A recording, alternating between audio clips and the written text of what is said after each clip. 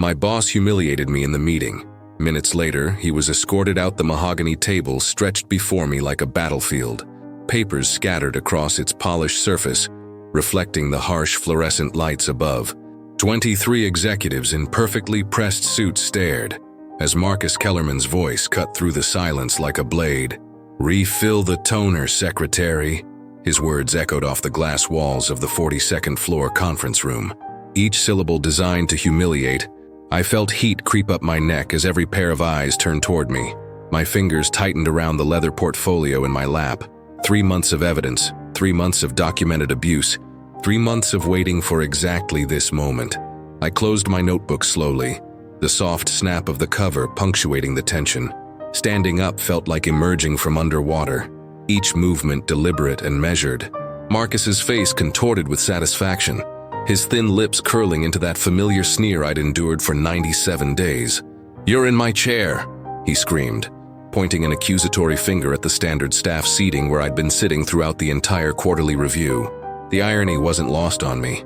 For 3 months I'd been invisible to him, just another piece of office furniture to be moved around at will. But invisibility had been my greatest asset. The conference room door opened with a soft pneumatic hiss. 2 building security officers entered, their black uniforms stark against the cream-colored walls. Marcus straightened his tie, assuming they were there for me. His smile broadened. "Ma'am, should we proceed?" the taller officer asked. The room held its breath. I could hear the faint hum of the air conditioning, the distant sound of Chicago traffic 42 floors below, the rapid breathing of Sarah from accounting who'd witnessed this scene too many times. I turned to face Marcus, watching his expression shift from triumph to confusion as realization dawned. 3 months of planning had led to this single, perfect moment. "Yes," I said, my voice steady and clear. "Please escort this man out. He doesn't work here anymore." The color drained from Marcus's face like water from a broken dam. His mouth opened and closed soundlessly as the security officers moved toward him. Around the table, shocked murmurs began to ripple through the executive team. "You can't," Marcus started, his voice cracking. "You're just a secretary." I reached into my portfolio and withdrew a single document, placing it on the table where everyone could see the official letterhead of Meridian Financial Group's board of directors.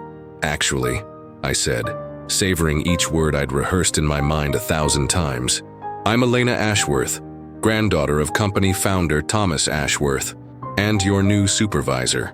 3 months earlier, the elevator had carried me to the 38th floor with the weight of my grandfather's legacy pressing against my shoulders. The brass nameplate reading Meridian Financial Group gleamed under the lobby's crystal chandelier, a monument to the empire my grandfather had built from nothing in 1952. "You sure about this, Elena?" my father had asked the night before, his weathered hands wrapped around his coffee mug. "Going undercover isn't a game, if word gets back to the wrong people." But the reports had been too damning to ignore. 3 sexual harassment lawsuits settled quietly, suspicious financial discrepancies in the vice presidential accounts, employee turnover in Marcus Kellerman's department reaching 80% annually. The board needed an insider's view, someone who could observe without the usual corporate filters. So Elena Ashworth, MBA from Northwestern and rightful heir to the Ashworth fortune, became Elena Morrison, temp secretary with a fabricated resume and a carefully constructed backstory. The reception desk sprawled before me like an altar of marble and chrome. Behind it sat a woman with silver hair pulled into a perfect chignon, her nameplate reading, "Dorothy Chen, executive assistant." "You must be our new temp," Dorothy said, her smile warm despite the early hour. "I'm Dorothy. I've been here since your grand—" She caught herself, glancing around nervously. "Since Mr. Thomas's time." Dorothy had been my grandfather's secretary for 30 years. She knew exactly who I was, but her discretion was absolute. Only she and 3 board members knew my true identity. "Elena Morrison," I said, extending my hand. "Thank you for this opportunity. The pleasure's mine, dear. Now let me show you to your desk." The administrative bullpen buzzed with quiet efficiency. Rows of desks housed the invisible army that kept Meridian running. The assistants, clerks, and coordinators whose names the executives never bothered to learn. My desk sat in the corner, strategically positioned to observe the executive floor's comings and goings. That's when I first saw Marcus Kellerman in action. He emerged from the elevator like a storm front, his expensive suit unable to disguise the cruelty that radiated from every gesture. A young woman, Sarah, I later learned, hurried beside him with a stack of papers, her face flushed with anxiety. "These numbers are wrong," Marcus barked, throwing the documents back at her, papers scattered across the floor like autumn leaves. "Do I have to do everything myself? Are you completely incompetent?" Sarah dropped to her knees, gathering the scattered reports while other employees pretended not to notice. The humiliation was calculated, public, designed to establish dominance through degradation. I made my first note in the small journal I kept hidden in my purse. Day 1, 9:47 a.m. Public humiliation of accounting staff member Sarah Jenkins. Witnessed by approximately 12 employees. By lunch, I had filled 3 pages. Within a week, I had become invisible, not just overlooked, completely transparent, as if I existed in a different dimension from the executives who swept past my desk, discussing deals worth millions while I organized their schedules and answered their phones. Invisibility, I discovered, was the ultimate superpower. "Elena, could you make copies of these contracts?" Sarah asked, approaching my desk with the nervous energy that seemed to follow her everywhere. At 26, she should have been confident, ambitious. Instead, she flinched at every footstep, jumped at every raised voice. "Of course," I said, accepting the thick stack of papers. "Are you okay? You seem stressed." Sarah's laugh was hollow. "Marcus called me into his office yesterday to discuss my performance issues. Apparently my Excel formatting doesn't meet his standards." I'd seen the spreadsheets Sarah produced. They were meticulous, color-coded, perfectly organized. Her only crime was existing within Marcus's sphere of influence. "What did he say exactly?" I asked, feeding papers into the copier. Sarah glanced around the bullpen, ensuring we weren't being overheard. "He said that maybe I wasn't cut out for corporate life, and that he was disappointed in my attitude. Then he asked me to work late to redo reports that were perfectly fine the first time." The copier hummed as it reproduced contract after contract. Each page revealed more about Meridian's inner workings, but it was the human stories that cut deepest. Sarah wasn't an isolated case. She was part of a pattern. Has he ever? I let the question hang in the air. "Nothing I can prove," Sarah whispered. "Comments about my appearance, standing too close, finding excuses to brush against me. But it's all so subtle, so deniable. Who would believe me against a VP?" I made my 17th note of the week. Sarah Jenkins reports pattern of harassment. Requires further investigation. That afternoon, I witnessed the pattern firsthand. Marcus summoned Sarah to his corner office, the one with floor-to-ceiling windows overlooking Lake Michigan. Through the glass walls, I watched him position himself between Sarah and the door, forcing her to press against his desk to maintain any personal space. His gestures were theatrical, reaching around her to point at papers, placing his hand on her lower back while guiding her to different documents, standing so close that she visibly recoiled. Every movement was calculated to intimidate while maintaining plausible deniability.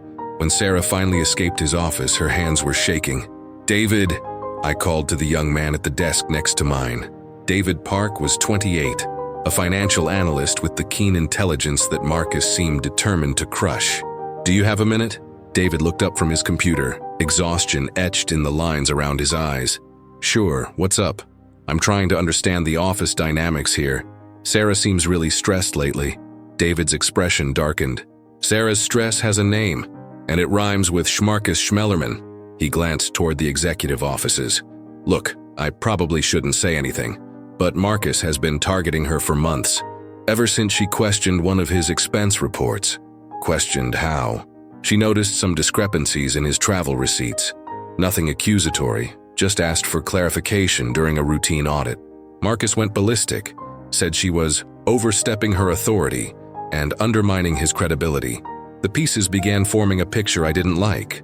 Marcus wasn't just a workplace bully. He was a predator who used his position to silence anyone who threatened his carefully constructed facade. That night, I called my contact on the board of directors from the safety of my apartment. "Richard, it's Elena. We need to talk." The evidence mounted like storm clouds on the horizon. Each day brought new revelations. New victims, new crimes hiding behind Marcus's charming smile and expensive suits. I learned to read the signs. The way conversations stopped when Marcus approached, the nervous glances employees exchanged when his name was mentioned, the carefully neutral expressions everyone wore in his presence. During my third week, I discovered the financial irregularities that would eventually seal his fate. "Elena, I need you to organize these expense reports," Dorothy said, placing a thick folder on my desk. They're backup copies for the quarterly audit. The reports appeared routine at first glance: business meals, travel expenses, client entertainment. But as I organized them chronologically, patterns emerged that made my blood run cold. Marcus had been billing the company for personal expenses for over 2 years, family vacations labeled as client meetings, designer clothing purchases categorized as professional development. Even his son's private school tuition had been disguised as educational consulting fees. But the financial fraud was just the beginning. Hidden within the legitimate paperwork were payment authorizations to a consulting firm called Strategic Solutions LC. A quick online search revealed that Strategic Solutions was a shell company registered to Marcus's wife. He wasn't just stealing from petty cash. He was siphoning hundreds of thousands of dollars through fraudulent consulting contracts. "Dorothy," I said quietly, approaching her desk after hours when the executive floor was empty. "I need to ask you something, and I need you to be completely honest." Dorothy's eyes met mine, and I saw decades of accumulated wisdom and carefully guarded secrets. "What is it, dear? How long has this been going on? The harassment, the financial irregularities. How long have you known?" Dorothy's shoulders sagged as if she'd been carrying an enormous weight. "Your grandfather would be heartbroken," she whispered. "Thomas built this company on integrity, on treating people with respect. What Marcus has done, it's a betrayal of everything we stood for. But you've seen the reports. You know what he's doing. I've seen enough to know that this company is rotting from the inside out. But who was I supposed to tell? Marcus has connections on the board, friends in high places, a secretary's word against a vice president's." Dorothy shook her head. "I've been here 40 years, Elena. I've watched good people driven away while predators like Marcus climb the ladder. That night, I spread all my evidence across my dining room table like pieces of a massive jigsaw puzzle. Financial records, witness statements, documented incidents of harassment and abuse. The picture they formed was damning. Marcus Kellerman wasn't just unfit to lead. He was a criminal, but I needed more. I needed something undeniable, something that would force even his allies to abandon him. The opportunity came during the monthly department heads meeting. I was there to take minutes, invisible as always, when Marcus made a crucial mistake. "The Jenkins problem needs to be resolved," he said, referring to Sarah's latest performance review. "I don't care what it takes. Find a reason to terminate her. She's been nothing but trouble since the audit situation." Around the table, department heads shifted uncomfortably. What Marcus was describing was illegal. Retaliation against an employee for legitimate whistleblowing. "Marcus," said Jennifer Walsh from Human Resources, "we can't terminate someone for questioning expense reports. That could expose us to serious legal liability." "Then find another reason," Marcus snapped. "Performance issues, attitude problems, I don't care, just get it done." I kept my expression neutral while my pen moved across the notepad, recording every word of Marcus's instructions to illegally retaliate against Sarah. Finally, I had him. Sarah's desk was empty when I arrived Monday morning, a cardboard box sitting where her computer used to be. The message was clear. Marcus had found his excuse. "Where's Sarah?" I asked David, though I already knew the answer. "Terminated Friday afternoon," David replied, his voice tight with anger. "Allegedly for persistent performance deficiencies and failure to adapt to corporate standards." The injustice burned in my chest like acid. Sarah, brilliant, dedicated Sarah, had been sacrificed to protect Marcus's secrets. But this wasn't just about one employee anymore. This was about every person Marcus had crushed, every dream he'd shattered, every life he'd damaged for his own advancement. I thought about my grandfather, about the company he'd built on principles of fairness and integrity. Thomas Ashworth had started Meridian with nothing but determination and a belief that business could be a force for good. He'd hired immigrants when others wouldn't, promoted women when it was revolutionary, built a culture where hard work mattered more than connections. Marcus was destroying that legacy one victim at a time. "I have to tell you something," I said to David, my voice barely above a whisper. We were alone in the break room, the coffee maker providing white noise to mask our conversation. Elena, if this is about Sarah, I already know. We all know, but there's nothing any of us can do about it. What if there was? David studied my face, searching for something he couldn't quite identify. What do you mean? I made a decision that would change everything. What if someone with authority, real authority, was gathering evidence against Marcus? What if justice was possible? You're talking about fantasy. People like Marcus don't face consequences. They just move to bigger companies with better golden parachutes. Not always, I said. Sometimes the system works, sometimes good people win. David laughed bitterly. Elena, you're sweet, but you don't understand how corporate politics work. We're expendable. Marcus has friends on the board of directors, connections throughout the industry. He could destroy any of our careers with a phone call. What David didn't know was that I had connections too, not through networking or political maneuvering, but through blood and legacy. My grandfather's influence extended far beyond his death, woven into the very fabric of the company's culture and values. That afternoon, I made copies of every piece of evidence I'd gathered: financial records, witness statements, audio recordings from my hidden device documented patterns of harassment and retaliation. I organized everything into a comprehensive dossier that painted an undeniable picture of Marcus's crimes. Then I scheduled a meeting that would change everything. Richard, it's time, I said during my encrypted phone call to board member Richard Sterling, my grandfather's oldest friend and my secret contact. I have everything we need. Are you certain, Elena, once we move, there's no going back? Your identity will be revealed, and Marcus will fight with everything he has. I'm certain, but I want to do this my way, on my terms. Can you arrange for him to be called to the main conference room tomorrow during the quarterly review? I want witnesses, and I want it official. Consider it done.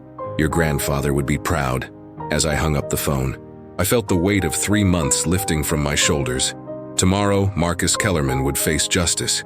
Tomorrow, my grandfather's company would begin healing. Tomorrow, the invisible secretary would finally be seen. In the morning of the confrontation arrived gray and overcast. Chicago's skyline shrouded in fog that matched my nervous energy. I dressed carefully, a navy blazer that projected authority, comfortable shoes in case I needed to stand for long periods, and my grandfather's watch hidden beneath my sleeve for luck. In my briefcase, I carried 3 months of meticulously documented evidence alongside the official authorization from the board of directors that would transform me from Elena Morrison, temp secretary, into Elena Ashworth, rightful heir and newly appointed senior vice president of operations. The irony wasn't lost on me that Marcus's downfall would come in the very conference room where my grandfather had announced his retirement 20 years ago, passing leadership to a new generation he'd hoped would preserve his values. You seem nervous, Dorothy observed as I organized papers at my desk. She was the only person who knew what was coming, the only one who understood the full scope of what was about to unfold. Terrified, I admitted. What if I'm wrong? What if the evidence isn't enough? Dorothy placed her hand over mine, her touch warm and reassuring. Your grandfather didn't build this company by playing it safe. He built it by standing up for what's right, even when it was difficult, especially when it was difficult. At 10:47 a.m., my phone buzzed with a text from Richard Sterling. Everything's in place, security briefed, good luck. The quarterly review meeting was Meridian's most important gathering, bringing together senior executives, department heads, and key staff to assess the company's performance and plan future strategies. It was also the most witnessed, the most official forum available for what I had to do. I gathered my materials and walked toward the executive conference room, my heels clicking against the marble floor with steady determination. Through the glass walls, I could see the assembled executives, their faces animated with discussions of profit margins and market projections. Marcus sat at his usual position near the head of the table, gesticulating wildly as he presented his department's numbers. He was in his element, commanding attention, wielding power over subordinates who couldn't challenge him. Not yet, anyway. I slipped into the conference room and took my assigned seat in the staff section. Notepad ready, expression neutral. Just another invisible secretary documenting another routine meeting. For 43 minutes, I listened to presentations about quarterly earnings, market expansion, and strategic initiatives. I watched Marcus bask in praise for his department's performance, knowing that his success was built on a foundation of fear, fraud, and abuse. Then came the moment I'd been waiting for. Marcus stood to address a minor procedural question about office supplies, a topic so mundane that it should have required no executive attention. Instead, he saw it as an opportunity to demonstrate his power, to remind everyone present of their place in his hierarchy. "Actually," he said, his voice cutting through the room's professional murmur, "this reminds me of something I've been meaning to address." His gaze found me across the conference room, and I saw the calculation in his eyes. He was going to make an example of me, to humiliate someone powerless as a display of dominance for the assembled executives. "Refill the toner, secretary," the words echoed off the glass walls. "Designed for maximum impact and minimum deniability. Just a busy executive asking for help with office maintenance. Nothing inappropriate about that, except for the tone, except for the public nature of the command, except for the way every person in the room understood exactly what was happening." Another demonstration of Marcus's casual cruelty toward those he considered beneath him. I felt the familiar heat of humiliation creep up my neck, the same sensation I'd endured for 3 months. But this time, it was fuel rather than shame. This time, I had power. I closed my notebook with deliberate precision and rose to my feet. Around the table, 23 executives watched with varying degrees of discomfort and curiosity. They'd all witnessed moments like this before, all chosen silence over confrontation. "You're in my chair," Marcus screamed, pointing at the staff seating area where I'd been sitting throughout the entire meeting. The accusation was so absurd, so transparently false, that several executives shifted uncomfortably. But that was Marcus's genius, his ability to gaslight reality itself, to make his victims question their own perceptions. Not today. The conference room door opened precisely on schedule, and 2 building security officers entered. Marcus's expression shifted to smug satisfaction, assuming that his display of dominance had summoned backup to remove the troublesome secretary. "Ma'am, should we proceed?" asked Officer Martinez, the taller of the 2 security guards. This was the moment. 3 months of planning, 3 months of evidence gathering, 3 months of enduring humiliation had led to this single question. Around the table, confused murmurs began as executives realized something unprecedented was happening. I turned to face Marcus, watching his confident smile begin to waver as he processed the officer's deference to me rather than to him. For the first time in our 3-month relationship, he was seeing me, really seeing me, as more than furniture. "Yes," I said, my voice carrying the authority I'd inherited through blood and earned through suffering. "Please escort this man out. He doesn't work here anymore." The morning of the confrontation arrived gray and overcast. Chicago's skyline shrouded in fog that matched my nervous energy. I dressed carefully, a navy blazer that projected authority, comfortable shoes in case I needed to stand for long periods, and my grandfather's watch hidden beneath my sleeve for luck. In my briefcase, I carried 3 months of meticulously documented evidence alongside the official authorization from the board of directors that would transform me from Elena Morrison, temp secretary, into Elena Ashworth, rightful heir and newly appointed senior vice president of operations. The irony wasn't lost on me that Marcus's downfall would come in the very conference room where my grandfather had announced his retirement 20 years ago, passing leadership to a new generation he'd hoped would preserve his values. "You seem nervous," Dorothy observed as I organized papers at my desk. She was the only person who knew what was coming, the only one who understood the full scope of what was about to unfold. "Terrified," I admitted. "What if I'm wrong? What if the evidence isn't enough?" Dorothy placed her hand over mine, her touch warm and reassuring. "Your grandfather didn't build this company by playing it safe. He built it by standing up for what's right, even when it was difficult, especially when it was difficult." I glanced around the bullpen, watching my colleagues begin their daily routines. David pulling up spreadsheets, Jennifer reviewing personnel files, Tom organizing legal briefs. None of them knew that today would mark a turning point in all their lives, that the toxic culture they'd endured was about to be exposed and excised. The weight of responsibility pressed against my chest. These weren't just co-workers anymore. They were people I'd grown to care about, whose stories of suffering under Marcus's regime had fueled my determination. Sarah's termination had been the final straw, but every day had brought new evidence of the systematic abuse of power that had infected my grandfather's company. My phone buzzed with a series of messages I'd been expecting. Richard Sterling, board authorization confirmed, security briefed and standing by.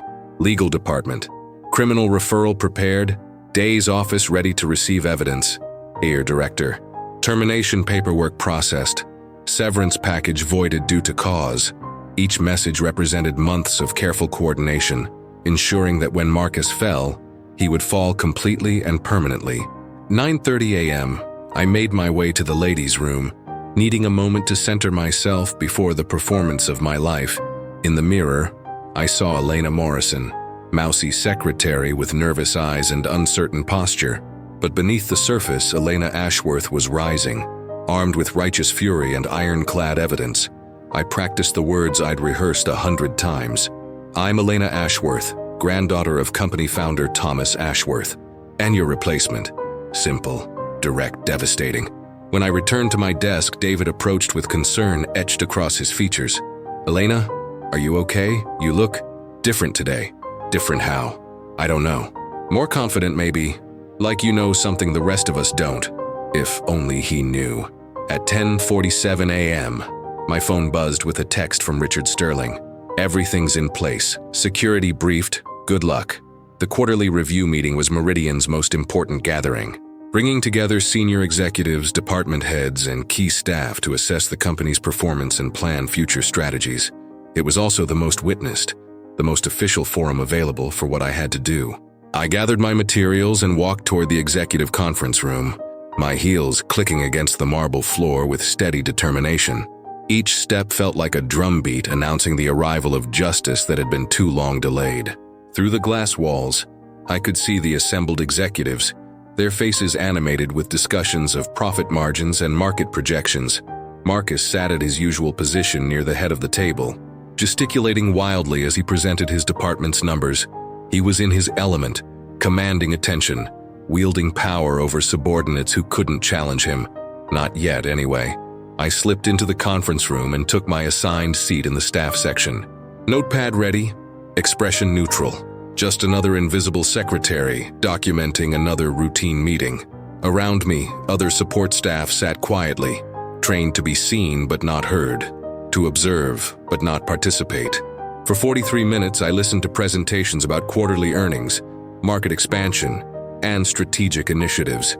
I watched Marcus bask in praise for his department's performance, knowing that his success was built on a foundation of fear, fraud, and abuse. Regional Director Patricia Wells praised his innovative cost management strategies, the same strategies that involved billing his family's European vacation as a client development trip. Chief Financial Officer Robert Hayes commended his efficient staffing solutions, the efficiency achieved by terrorizing employees into working unpaid overtime or finding themselves on the unemployment line. Every compliment felt like a knife in my chest, knowing what I knew about the true cost of Marcus's apparent success. During the break between presentations, I observed him working the room like a politician, shaking hands with board members, sharing jokes with fellow executives, playing the role of the charming, successful corporate leader.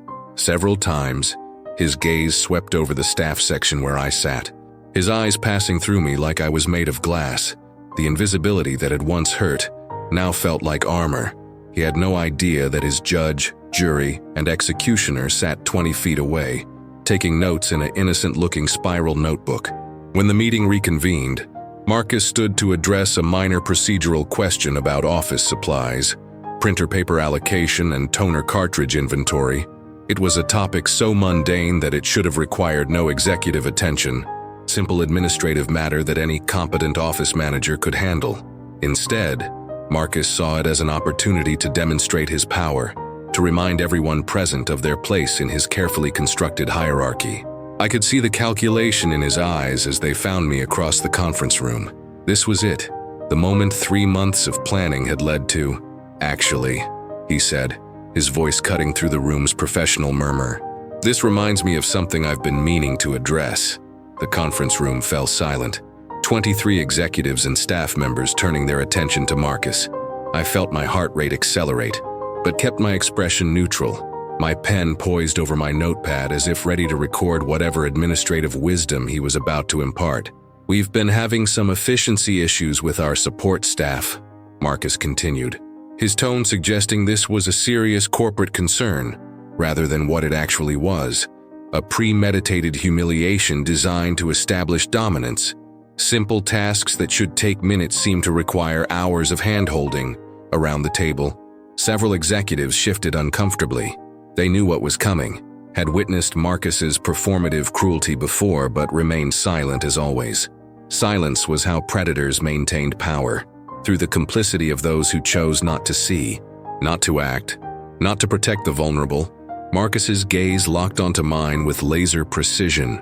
"For example," he said, his voice rising for maximum impact, "refill the toner, secretary." The words echoed off the glass walls like gunshots. Designed for maximum humiliation and minimum deniability. Just a busy executive asking for help with office maintenance. Nothing inappropriate about that, if you ignored the tone, the public setting, the calculated cruelty behind the simple request. But I heard everything Marcus intended. "You are nothing. You exist to serve me. Your humanity is irrelevant. Your dignity is mine to take or grant as I choose." Around the table, 23 professionals witnessed the moment, their faces showing varying degrees of discomfort, embarrassment, and recognition. They'd all seen this before. Marcus's casual destruction of those he considered beneath him, his need to demonstrate power through the humiliation of the powerless. I felt the familiar heat of humiliation creep up my neck, the physiological response I'd endured for 3 months. But this time, instead of shame, the heat felt like rocket fuel. This time I had power he couldn't imagine. I closed my notebook with deliberate precision, the soft snap of the cover punctuating the conference room's heavy silence. Standing up felt like emerging from underwater, each movement deliberate and measured. I could feel every pair of eyes in the room tracking my response, waiting to see how another victim would absorb Marcus's casual cruelty. "You're in my chair," Marcus screamed suddenly, his voice escalating to a roar as he pointed an accusatory finger at the staff seating area where I'd been sitting throughout the entire meeting. The accusation was so transparently false, so disconnected from reality, that several executives actually looked confused. I was sitting in the designated staff seating, exactly where temporary secretaries were supposed to sit during quarterly reviews. But that was Marcus's genius, his ability to gaslight reality itself, to make his victims question their own perceptions and experiences. The absurdity of the claim seemed to hang in the air like a toxic cloud. Jennifer Walsh from Human Resources actually looked around the conference room, as if trying to understand what Marcus was seeing. David Park, who'd been invited to present financial summaries, stared at the clearly marked staff seating with obvious bewilderment. But Marcus wasn't interested in logic or reality. He was interested in power, in the ability to reshape truth through sheer force of will and institutional authority. For 3 months, I'd watched him perform this same trick, making black seem white, making victims seem like perpetrators, making abuse seem like management. Not today. The conference room door opened precisely on schedule, and 2 building security officers entered with professional efficiency. Officer Martinez, the taller of the two, was a former Marine whose steady presence had intimidated more than one disruptive visitor. Officer Thompson, his partner, was a 20-year veteran of corporate security whose discretion was legendary throughout the building. Marcus's expression shifted instantly to smug satisfaction, his posture straightening with vindicated authority. He assumed that his display of dominance had summoned backup to remove the troublesome secretary, who dared to question his commands. His mind, this was the natural order asserting itself, power calling upon power to crush the powerless. "Ma'am, should we proceed?" asked Officer Martinez, his voice professionally neutral but deferential. The question hung in the air like a loaded gun. Around the table, confused murmurs began as executives processed the officer's unexpected deference to me rather than to Marcus. This was the moment when 3 months of careful planning, weeks of coordination with the board of directors, and years of preparation would either succeed or fail spectacularly. I turned to face Marcus, watching his confident smile begin to waver as he processed the security officer's body language. For the first time in our 3-month relationship, confusion flickered across his features. For the first time, he was seeing me, really seeing me, as something more than furniture. The silence stretched like a taut wire, 23 executives holding their breath as they sensed that something unprecedented was about to happen. I could hear the faint hum of the air conditioning, the distant sound of Chicago traffic 42 floors below, the rapid breathing of staff members who'd witnessed this scene too many times. "Yes," I said, my voice carrying an authority that seemed to emerge from nowhere, strong and clear and utterly certain. "Please escort this man out. He doesn't work here anymore." The silence that followed my words was deafening, a vacuum of sound so complete that I could hear my own heartbeat thundering in my ears. 23 executives sat frozen in their leather chairs, their faces cycling through confusion, shock, and dawning understanding like a slow-motion film sequence. Marcus's mouth opened and closed soundlessly, his confident demeanor crumbling like a house of cards in a hurricane. The color drained from his face as if someone had opened a valve, his arrogant posture collapsing into something small and desperate. "You can't," he finally managed, his voice cracking with desperation and disbelief. "You're just a secretary." The word "just" hung in the air like an accusation, heavy with all the contempt and dismissal he'd poured into it for 3 months. Just a secretary, just a woman, just someone whose life and dignity meant nothing to him. I reached into my briefcase with deliberate precision, my fingers finding the document I'd been carrying for weeks like a talisman. Official letterhead, corporate seal, signatures of the board of directors, everything that would transform this moment from fantasy into reality. "Actually," I said, placing the document on the conference table where everyone could see it, my voice steady despite the adrenaline coursing through my veins. "I'm Elena Ashworth, granddaughter of company founder Thomas Ashworth, and as of this morning, your replacement as Senior Vice President of Operations." The revelation hit the room like a physical force, a shockwave that seemed to bend reality itself. Gasps and sharp intakes of breath echoed from every direction. Jennifer Walsh from Human Resources dropped her pen with a clatter that sounded like thunder in the sudden silence. David Chen from Accounting, who'd been invited to present financial summaries, stared at me with his mouth agape, his spreadsheets forgotten.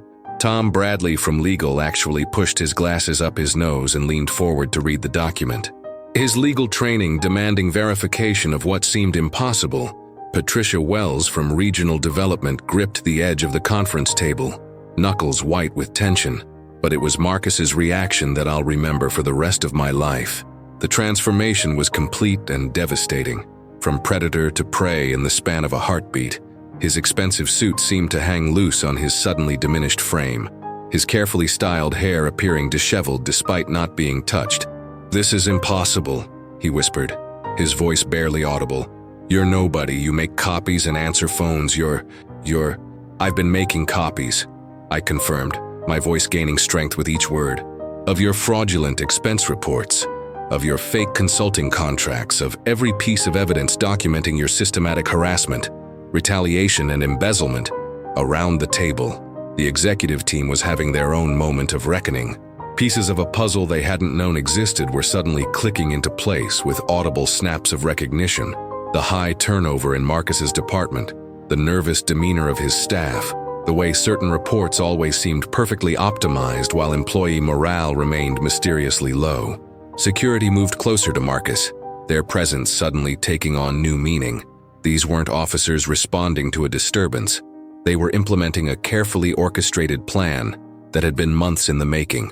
3 months ago, I continued, my voice carrying the weight of accumulated evidence and righteous fury, the board of directors received multiple reports about harassment and financial irregularities in this department.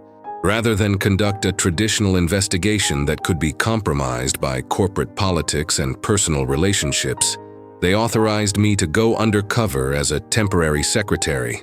I opened my briefcase again, withdrawing the thick folder containing 3 months of documentation, photographs, audio recordings, financial records, witness statements, everything needed to build an airtight case. The folder hit the table with a solid thud that seemed to echo Marcus's fall from grace. "What I found exceeded everyone's worst fears," I said, looking directly at Marcus as his face continued its transformation from arrogant authority to cornered animal. "Marcus Kellerman isn't just a workplace bully.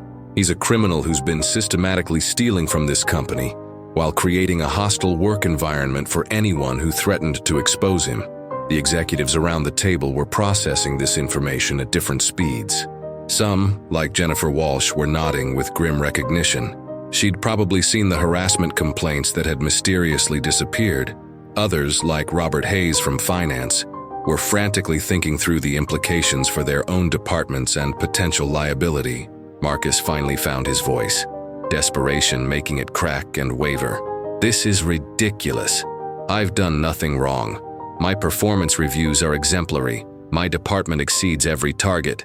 "Your department exceeds targets because you've been cooking the books," I interrupted. My patience for his denials finally exhausted. Falsifying client reports, manipulating expense accounts, and billing personal expenditures as business costs. Your son's private school tuition appearing as educational consulting fees. Your family's European vacation listed as client development. Should I continue? Each accusation hit Marcus like a physical blow, his denials dying in his throat as the specificity of my knowledge became clear. Around the table, executives were exchanging glances, some shocked, others displaying the careful neutrality of people already calculating their distance from a sinking ship. "Furthermore," I continued, opening the evidence folder and withdrawing a specific document, "you've been siphoning money through Strategic Solutions, LC, a shell company registered to your wife, billing Meridian for non-existent consulting services to the tune of $847,000 over the past 2 years. The number hung in the air like a death sentence. Nearly $1 million stolen from the company founded by my grandfather. Money that could have funded employee benefits, training programs, or simply remained in the accounts where it belonged." Marcus looked around the conference room desperately, perhaps hoping to find allies among the executives who'd benefited from his department's apparent success. Instead, he saw the careful, neutral expressions of people already distancing themselves from what was clearly a catastrophic scandal.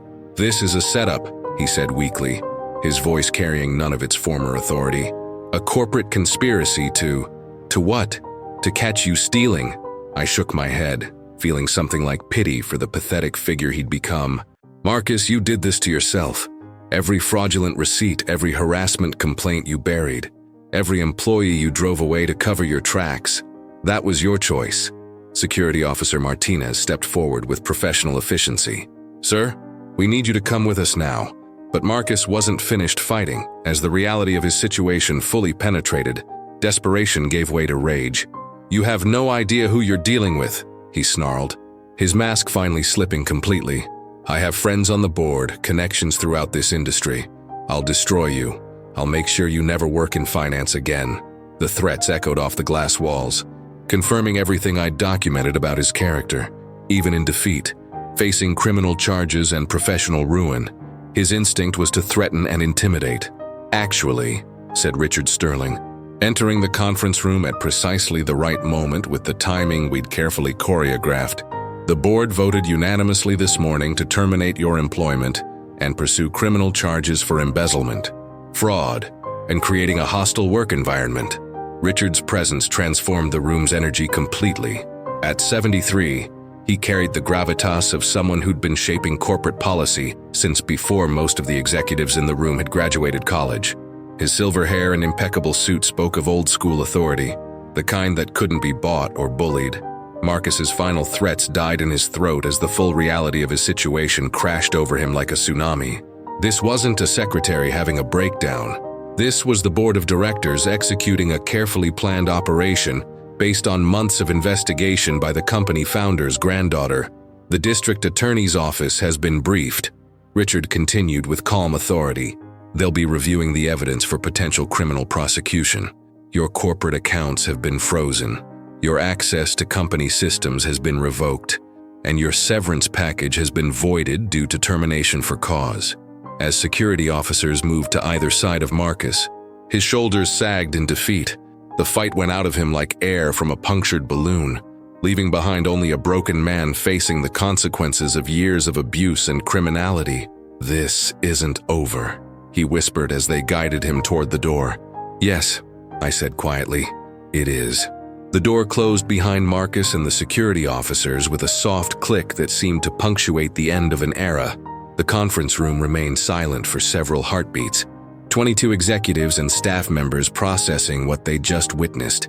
Then Jennifer Walsh began to cry, not from sadness, but from relief.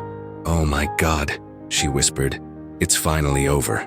The immediate aftermath felt surreal, like waking from a vivid nightmare to find reality fundamentally changed. 22 executives sat around the mahogany table in various states of shock, their quarterly reports forgotten as they processed what they'd just witnessed. The complete destruction of a man they'd worked alongside for years. Richard Sterling took Marcus's abandoned seat with the measured dignity of someone who'd navigated corporate crises for 5 decades. His presence lent gravity to an already historic moment, anchoring the room's chaotic energy with seasoned authority. "I apologize for the deception," he began, addressing the assembled group with the careful diction of someone choosing each word precisely. The board felt that a traditional investigation would have been compromised by Mr. Kellerman's extensive network of relationships and potential co-conspirators within the corporate hierarchy. The word co-conspirators sent a visible shiver through the room. Several executives suddenly looked uncomfortable, no doubt wondering if their own relationships with Marcus would now be scrutinized. The paranoia was immediate and palpable. Who else might be implicated? Who else might have turned a blind eye to behavior they should have reported? Jennifer Walsh from Human Resources was the first to speak, her voice still shaky from the emotional release of Marcus's departure. "Elena, Miss Ashworth, how long have you been investigating?" "3 months, I replied, still adjusting to hearing my real name spoken aloud in this context. The words felt strange in my mouth, after so long maintaining the Elena Morrison facade. During that time, I documented systematic harassment, financial fraud, and retaliation against employees who tried to report misconduct. Sarah Jenkins," David Park said suddenly, understanding dawning in his voice like sunrise breaking through clouds. "She was fired for questioning Marcus's expenses, wasn't she?" I nodded, feeling a surge of satisfaction that someone was finally connecting the dots. Sarah was terminated illegally as retaliation for legitimate whistleblowing. She'll be offered immediate reinstatement with full back pay, a formal apology, and a promotion commensurate with the injustice she suffered.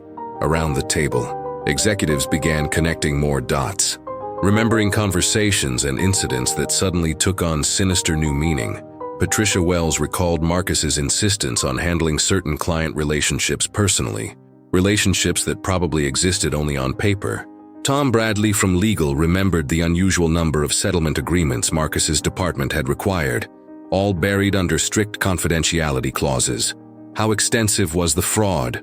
asked Robert Hayes from finance, his face pale as he undoubtedly contemplated the liability implications for the company and potentially his own department's oversight failures. I opened my evidence file to a specific section, withdrawing a comprehensive financial analysis I'd prepared with help from an independent forensic accountant. Conservatively, Marcus stole approximately $1.2 million over 3 years through various schemes: fraudulent expense reports, fake consulting contracts, inflated vendor payments to companies owned by his relatives, even billing his son's college tuition as executive development. The numbers hit the room like physical blows. $1 million wasn't just theft. It was systematic, premeditated embezzlement that spoke to a level of criminality that shocked even seasoned corporate executives who thought they'd seen everything. But the financial crimes were only part of the story, I continued, turning to another section of my documentation. Marcus created and maintained a hostile work environment that drove away talented employees and suppressed legitimate complaints about his behavior. I withdrew a thick stack of photographs, images I'd secretly captured of Marcus's interactions with female staff members, showing his pattern of standing too close, touching without permission, cornering women in situations where they couldn't easily escape. Each photograph told a story of systematic harassment disguised as normal workplace interaction. "These were taken over the past 3 months," I explained. "They document a pattern of sexual harassment that Marcus carefully designed to be subtle enough to deny but persistent enough to intimidate." Jennifer Walsh leaned forward to examine the photographs, her professional HR training evident in how she analyzed each image. "This is textbook predatory behavior," she said grimly, "creating situations where victims feel uncomfortable but can't point to anything overtly inappropriate." "Exactly," I confirmed. Marcus was a sophisticated predator who understood that his real power came from plausible deniability. Every action could be explained away as misunderstanding. Every complaint could be dismissed as oversensitivity. The room fell silent as executives contemplated the implications. They'd worked alongside Marcus for years, attended his presentations, praised his department's performance, possibly even defended him against what they'd assumed were unfair criticisms. Tom Bradley from legal cleared his throat nervously. "What's our liability exposure if this goes public?" "It will go public," Richard Sterling interjected firmly. "We're not going to cover this up or try to minimize it. The board has decided on complete transparency, criminal referrals, civil litigation, whatever it takes to ensure justice is served and to demonstrate that Meridian Financial has zero tolerance for this behavior." The commitment to transparency sent another shiver through the room. In an era where corporations often chose damage control over justice, the board's decision to embrace full accountability was both admirable and terrifying for executives who might have their own questionable decisions scrutinized. "What happens to the rest of us?" asked Patricia Wells, voicing the question everyone was thinking. "How do we move forward from this?" I stood up, feeling the weight of leadership settling on my shoulders like my grandfather's old overcoat. "We rebuild," I said simply. "We create new systems, new accountability measures, new cultural standards. We make sure this never happens again."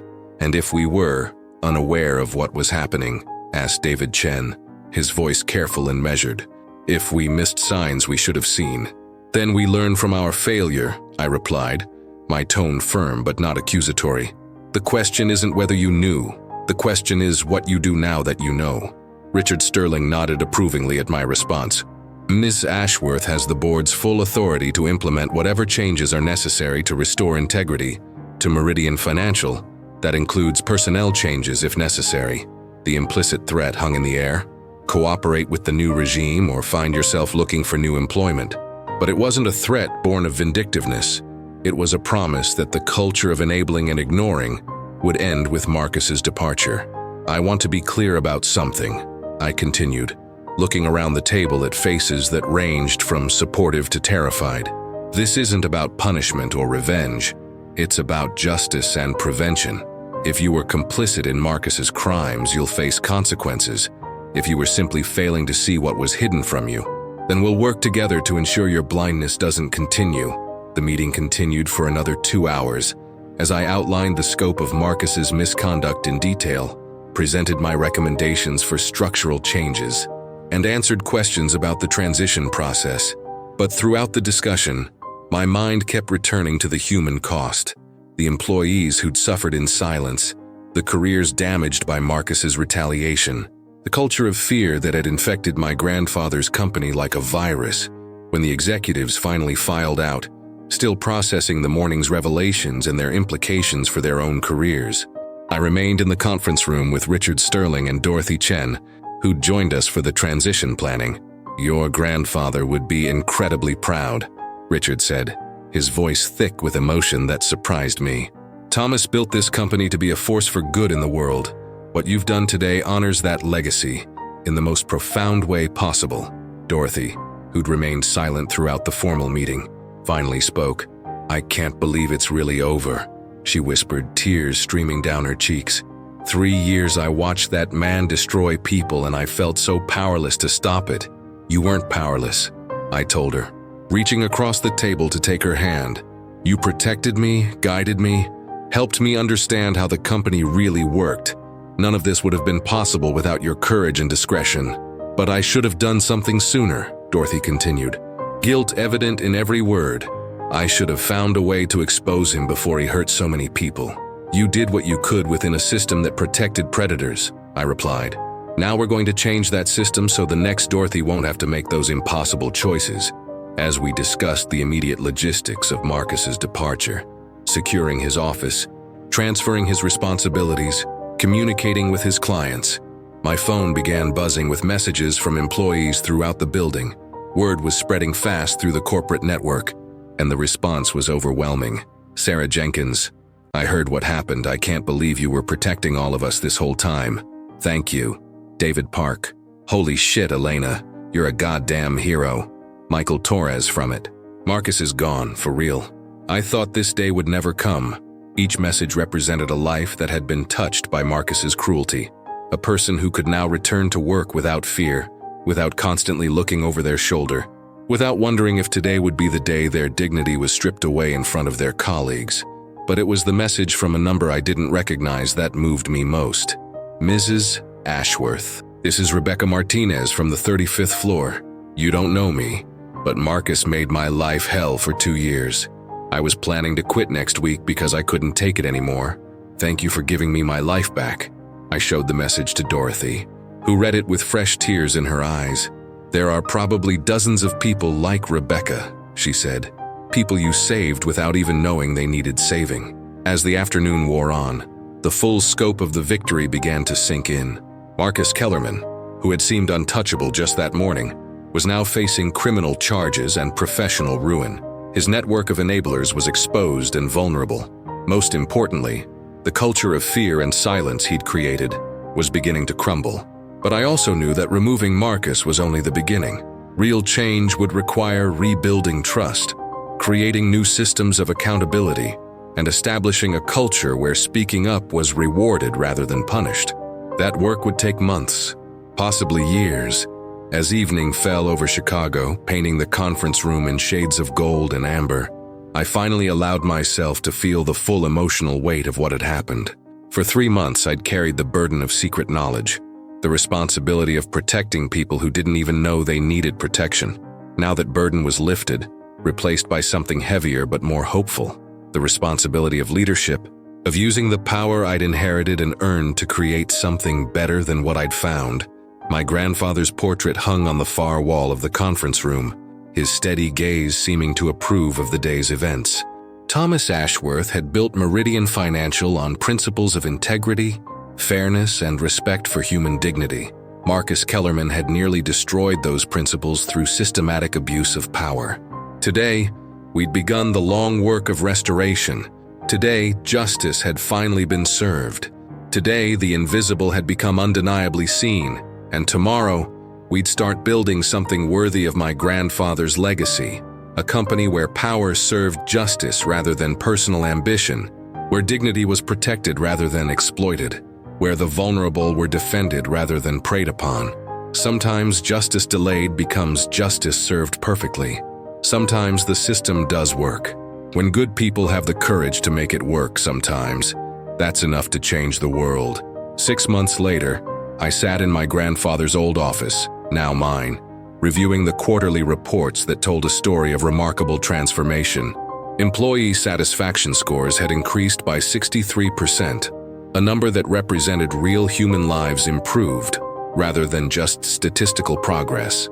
Turnover in the former Marcus Kellerman department had dropped to nearly zero, as people who'd been planning their escape routes suddenly found reasons to stay and build careers at Meridian. Most importantly, the anonymous reporting system I'd implemented had generated exactly 0 harassment complaints, not because problems were being hidden, but because the culture that had enabled Marcus's predatory behavior had been systematically dismantled and replaced with something better. Sarah Jenkins knocked on my doorframe, her confidence restored, and her smile genuine for the first time since I'd known her. She was now Director of Financial Integrity, leading a team dedicated to preventing the kind of fraud Marcus had perpetrated. The position hadn't existed before. It was one of many structural changes designed to ensure that no single person could ever again wield unchecked power over vulnerable employees. The final audit results are in, she said, placing a thick folder on my desk with the satisfaction of someone who'd seen justice served completely. We've recovered $1.2 million in fraudulent charges, and the Diaz office confirmed this morning that Marcus will face 5 to 7 years in federal prison. How do you feel about that? I asked, genuinely curious about her perspective on the man who'd made her life hell for months before attempting to destroy her career. Sarah considered the question carefully, her response reflecting the thoughtful person she'd always been beneath the fear Marcus had instilled. Relieved, mostly, not vindictive. I don't take pleasure in anyone's suffering, even his, but knowing that he'll face real consequences for what he did, it feels like the world makes sense again. She paused, looking out at the Chicago skyline through my office windows. You know what the best part is? Yesterday, a new intern asked me about the company culture, and I could honestly tell her it was supportive and fair. I couldn't have said that 6 months ago. That evening, I attended the company's annual founders' dinner, a tradition my grandfather had established to recognize employees who embodied Meridian's core values. As I looked around the room at faces both familiar and new, I realized that this community of people committed to doing good work with integrity and mutual respect was Thomas Ashworth's true legacy. The ballroom was fuller than it had been in years, with employee attendance at an all-time high. People who'd once dreaded company events now participated eagerly, no longer afraid that their presence might attract unwanted attention from predatory supervisors. David Park had been promoted to Chief Financial Officer, his keen intelligence finally recognized and rewarded without the constant threat of retaliation.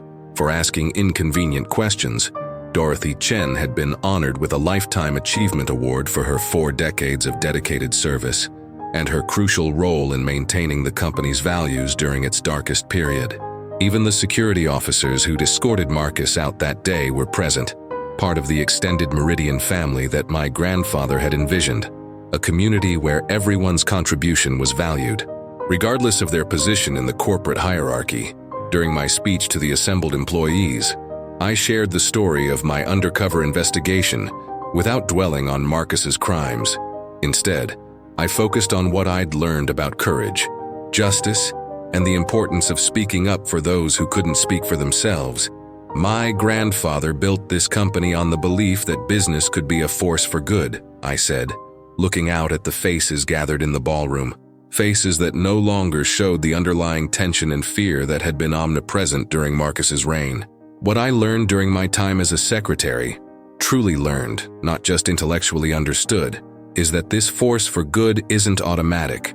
It requires each of us to choose integrity over convenience, justice over personal comfort, truth over expedience. I paused, thinking about the employees who weren't there.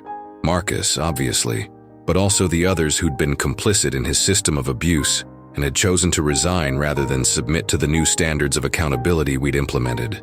Some of you may wonder why we chose transparency over damage control, why we pursued criminal charges instead of quiet settlements, why we implemented such extensive reforms instead of simply removing one bad actor. I continued. The answer is simple. Because my grandfather didn't build this company to be merely profitable. He built it to be worthy of the trust and dedication of people like you. The applause that followed felt different from the polite appreciation typical of corporate events.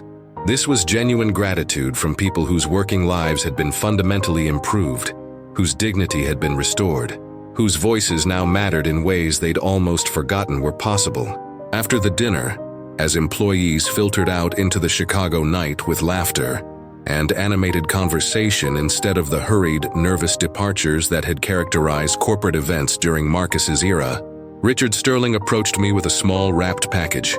"This belonged to your grandfather," he said, his voice carrying the weight of decades of friendship and shared purpose. "I've been saving it for the right moment." Inside the elegant box was a vintage fountain pen, its gold surface engraved with the words, "Justice delayed is justice preparing." A note in my grandfather's familiar handwriting explained that he'd carried this pen during his own battles against corruption and injustice throughout his career, including a famous confrontation with organized crime figures who'd tried to infiltrate the construction unions in the 1970s. "He would want you to have it," Richard said, his eyes bright with unshed tears. "You've proven yourself worthy of his legacy in ways that go far beyond bloodline or inheritance." As I drove home through the city streets, the pen secure in my briefcase next to the reports that showed Meridian Financial's remarkable transformation, I reflected on the journey that had brought me to this point. The 3 months I'd spent as Elena Morrison, invisible secretary, had been simultaneously the most difficult and most important period of my life. They'd taught me empathy that no business school could provide, humility that no amount of inherited wealth could instill, and understanding of power's true cost that no textbook could convey. I'd learned what it felt like to be powerless, to be invisible, to have my dignity stripped away by someone who saw me as less than human. But they'd also taught me something more valuable: hope. I'd seen ordinary people like Sarah and David display extraordinary courage when they thought no one was watching. I'd witnessed the quiet heroism of employees who chose to do right, even when it put them at personal risk. Marcus Kellerman had been a symptom, not the disease itself. The real disease was the culture of silence, the assumption that power couldn't be challenged, the belief that justice was a luxury rather than a necessity, the acceptance that some people's dignity was negotiable while others was sacred. Changing that culture had required more than removing one predator. It had demanded a complete restructuring of how power operated within Meridian Financial, new reporting systems that protected whistleblowers, regular audits that couldn't be manipulated or suppressed, training programs that taught managers to recognize and prevent harassment rather than simply avoiding legal liability. Most importantly, it had required changing the fundamental assumption about whose voices mattered. Under the old system, temporary secretaries, cleaning staff, and junior employees existed in a parallel universe where their experiences didn't count. Their observations were irrelevant. Their suffering was invisible. Under the new system, my system, everyone's voice carried weight proportional to the truth it spoke rather than the title of the person speaking it. As I pulled into my driveway and saw the lights of my apartment welcoming me home, I felt ready for the ongoing challenge of leadership. There would be new crises, new tests of the systems we'd built, new opportunities to choose justice over convenience. My name is Elena Ashworth. I am my grandfather's granddaughter, a senior executive at Meridian Financial, and a voice for those who refuse to be silenced. 3 months ago, I was just another invisible secretary in a world designed to keep certain people powerless. Today, I'm proof that sometimes the most powerful position in any room belongs to the person nobody notices, until the moment when being noticed can change everything. Sometimes justice is served at the perfect moment, by the perfect person, in the perfect way. Sometimes good people do win, and predators do face consequences, and systems do change for the better. Sometimes the invisible become undeniably seen, and when they do, they can illuminate truths that transform entire worlds. And sometimes, just sometimes, that makes all the difference between despair and hope, between resignation and resistance, between accepting injustice and demanding something better. The world is full of Marcus Kellermans, but it's also full of potential Elena Ashworths. The difference is whether we choose to see the invisible, hear the silenced, and act on their behalf when they cannot act for themselves. Today had been a good day for justice. Tomorrow would bring new opportunities to keep the flame burning bright.